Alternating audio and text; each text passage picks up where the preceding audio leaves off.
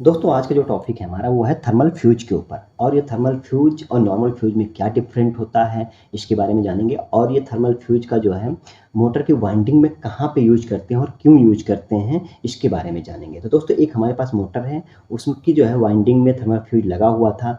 वो मोटर चल नहीं रही थी, उसमें प्रॉब्लम आ रहा था, तो हमने जो है चेक किया तो हमने पाया कि थर्मल फ्यूज जो है वो बर्न हो चुका है। तो सबसे पहले जान लेते हैं दोस्तों कि थर्मल फ्यूज और नॉर्मल फ्यूज में क्या डिफरेंट होता है और थर्मल फ्यूज जो है जनरली कहाँ पे यूज किया जाता है। तो देख सकते हैं दोस्तों जो नॉर्मल फ्यूज होता है, इस तरह के फ्यूज जो है अक्सर इन्वर्टर के अंदर लगाए जाते हैं, जिसके अंदर से एक तार होता है और ये हमें दो तरह से प्रोटेक्शन देता है, करंट से और वोल्टेज से।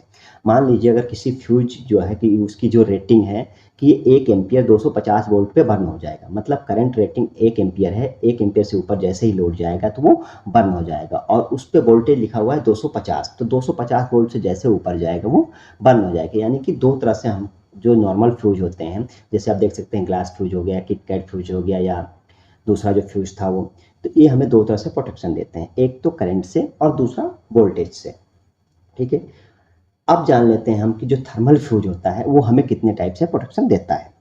तो जो थर्मल फ्यूज होता है ये भी अलग अलग तरीके के होते हैं, देखने में अलग हो सकते हैं, क्योंकि इनकी जो है ज़रूरत के हिसाब से ये भी जो है बनाए जाते हैं। इनकी जो डिजाइन होती है वो भी ज़रूरत के हिसाब से बनाई जाती है, जहाँ पे जैसे फिट होगा उसी टाइप के मॉडल जो है ये तैयार किए जाते हैं। सबकी रेटिंग अलग होती है, सबका जो है टेम्परेचर अलग होता है, सबकी करंट अलग होता है, सबका वोल्टेज अलग होता है। तो दोस्तों जो नॉर्मल फ्यूज था वो दो तरह से हमको प्रोटेक्शन दे रहा था, लेकिन जो थर्मल फ्यूज है वो हमें तीन तरह से प्रोटेक्शन देता है। जैसे आप देख सकते हैं एक मॉडल था ये थर्मल फ्यूज जो गीजर वगैरह में लगाया जाता है, ये थर्मल फ्यूज है जो देखने में बिल्कुल उस थर्मल फ्यूज की अपेक्षा ही काफ़ी अलग है। इस पर आप देख सकते हैं तो इस पर टेम्परेचर रेटिंग है वो 136 अंश सेंटीग्रेड, यानी कि ये जो बर्न होगा 136 अंश सेंटीग्रेड पे बर्न होगा। और 20 एम्पियर तक इसके ऊपर लोड चला सकते हैं 250 वोल्ट पे, यानी कि 250 वोल्ट सप्लाई से हम जो है 20 एम्पियर तक इसके ऊपर लोड चला सकते हैं।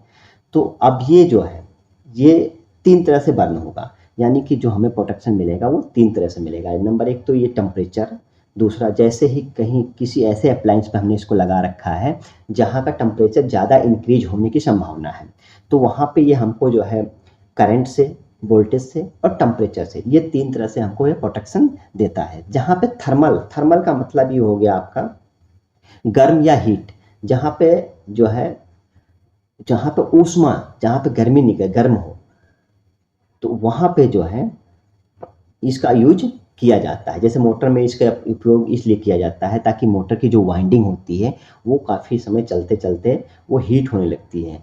यानी कि जो मोटर होती है, मोटर के साथ में जो मैकेनिज्म लगा होता है, जो मैकेनिकल लगे होते हैं, जैसे बुश हो गए, बेयरिंग हो गई, या उनके साथ में जो अदर डिवाइसेज जो है, जो अदर इक्विपमेंट लगाए जाते हैं, अदर इक्विपमेंट चलाए जाते हैं, तो उनकी वजह से उनके अंदर जो है वो हीट हो जाते हैं।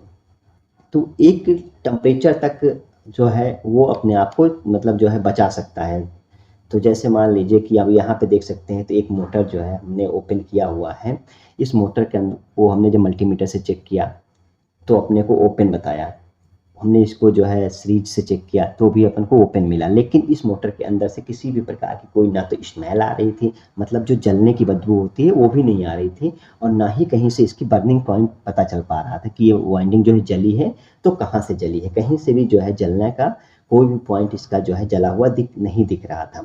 तो हमने इसको फाइनली ओपन किया। ओपन करने के बाद अपने को देखा, तो देखने के बाद मतलब मिला कि ये जो है एक इसमें जो है ब्लैक सी छोटी सी डिवाइस लगा रखी है जिसको बोलते हैं थर्मल फ्यूज। तो इस पे एक रेटिंग लिखी होती है कि अगर मान लीजिए कि 115 अंश सेंटीग्रेड पे, अगर 115 डिग्री पे हमारी मोटर जो है वो मोटर की वाइंडिंग जो है बर्न हो सकती है, यानी जो उसका इंसुलेशन है वो 115 डिग्री पे फेल हो जाएगा या 100 डिग्री पे फेल हो जाए, तो हम थर्मल फ्यूज का क्या करेंगे, इस रेटिंग का थर्मल फ्यूज लगा देंगे, जिससे कि वो वाइंडिंग बर्न होने से पहले, यानी वाइंडिंग गर्म होकर जलने से पहले वो सिस्टम को बंद करा देगी। यानी थर्मल फ्यूज जो है वो ब्रेक हो जाएगा, और थर्मल फ्यूज ब्रेक होते ही वो मोटर बंद हो जाएगी, उसके अंदर करंट जाना बंद हो जाएगा और वो मोटर जो है जलने से बच जाएगी। तो आप देखेंगे यहाँ पे एक जो है थर्मल फ्यूज लगा हुआ है, इसको जो है बाईपास भी कर सकते हैं और इसको रिप्लेस भी कर सकते हैं। आप चाहें तो इसको जो है सेम रेटिंग का मार्केट से ला के आप इसको जो है बदल भी सकते हैं। तो आप भी, आपके साथ भी अगर ऐसी कभी प्रॉब्लम आए, कोई भी मोटर अगर आपकी इस तरह से जो है प्रॉब्लम करती है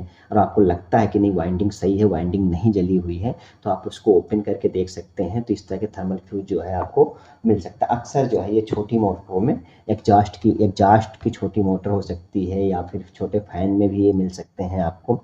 तो ये जो है इनको रिप्लेस करने का एक तरीका, या तो आप सोल्डर से इसको डिसोल्ड कर लीजिए, डिसोल्ड करके हटा दीजिए, या फिर जो है इसको जो है यहाँ से कट करिए और दोनों वायरों को आपस में ट्विस्ट कर सकते हैं। ट्विस्ट करने के बाद में वापस स्लीव जो लगी हुई है, स्लीव को चढ़ा के वापस जैसे ही इसमें धागा बंधा हुआ था वैसे धागा बांध के इसको कंप्लीट कर सकते हैं। थर्मल फ्यूज चेंज करना बहुत ही आसान है। आप देख सकते हैं कि हमने वाइंडिंग में कुछ भी नहीं खोला है, सिर्फ ऊपर से हल्की सी जो पेपर लगे थे पेपर हटाया तो अपने को थर्मल फ्यूज मिल गया।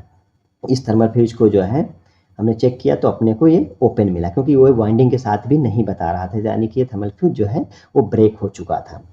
तो अब थर्मल फ्यूज को हमने जो है इसको रिप्लेस करेंगे, या फिर इसको हम बाईपास कर देंगे। बाईपास करके चलाने से बस एक प्रॉब्लम रहेगी दोस्तों कि कभी भी अगर मोटर ओवर हीट होती है तो ये जो है बर्न हो जाएगी। तो आप देखेंगे तो हमने इस थर्मल फ्यूज को हटा दिया। हटाने के बाद में डायरेक्ट जो है जो वाइंडिंग का तार था वो जो है हमने इसको जो है सोल्ड कर दिया हूँ। सोल्ड करने के बाद में अब हम वापस इस पर स्लिप चढ़ा के, स्लिप चलाने के बाद में मोटर को कंप्लीट करेंगे। कंप्लीट करा के फिर चला के देखेंगे कि चल रही है कि नहीं चल रही है। तो आप देखेंगे तो हमने इसको कंप्लीट किया। कंप्लीट करने के बाद में वापस सप्लाई दिया तो ये मोटर घूमने लगी। तो कहीं ना कहीं जो है थर्मल फ्यूज था वो प्रॉब्लम, वही प्रॉब्लम था, थर्मल फ्यूज का ही प्रॉब्लम था। थर्मल फ्यूज अभी हमने बाईपास कर दिया है।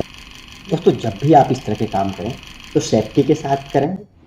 और इस वीडियो में यहीं तक, मिलते हैं नेक्स्ट वीडियो में, तब तक के लिए जय हिंद।